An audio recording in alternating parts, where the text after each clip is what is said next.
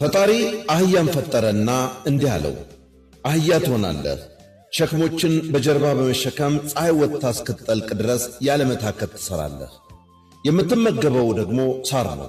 ምንም አይነት ኢንቴሌክት ወይም የማሰብ የማመዛዘን ችሎታ የለህም። እናም 50 ዓመት ትኖራለህ።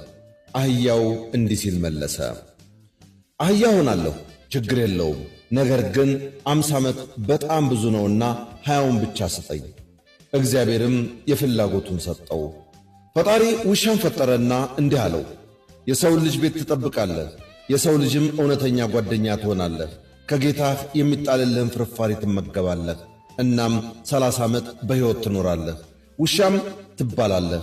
ውሻው ሲመልስ ጌታዬ 30 ዓመት እጅግ ብዙ ነው፣ 15 ዓመት ብቻ ይበቃኛል አለ። ፈጣሪም የፍላጎቱን ሰጠው።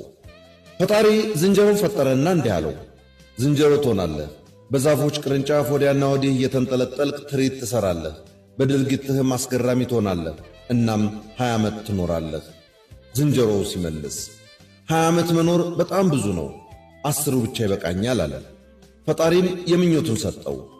በመጨረሻም ፈጣሪ ሰውን ፈጠረና እንዲህ አለው፣ የሰው ልጅ ትባላለህ።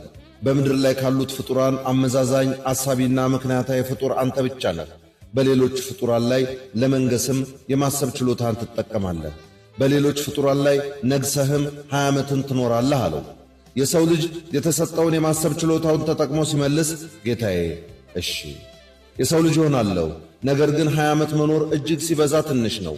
ስለሆነም 30 ዓመት አህያው የተቃወመውን፣ 15 ዓመት ውሻው አልፈልገውም ያለውን፣ እናም ደግሞ 10ሩን ዓመት ዝንጀሮ የማይፈልገውን ስጠኝ ሲል ጥያቄውን አቀረበ። ከራሱ ጋር የሌሎችን ደማምሮ 75 ዓመት አደረሰው። ፈጣሪም የፍላጎቱን ሰጠው። እናም የሰው ልጅ ሕይወት ከዛን ጊዜ ጀምሮ 20ውን ዓመት እንደ ሰው ይኖራል።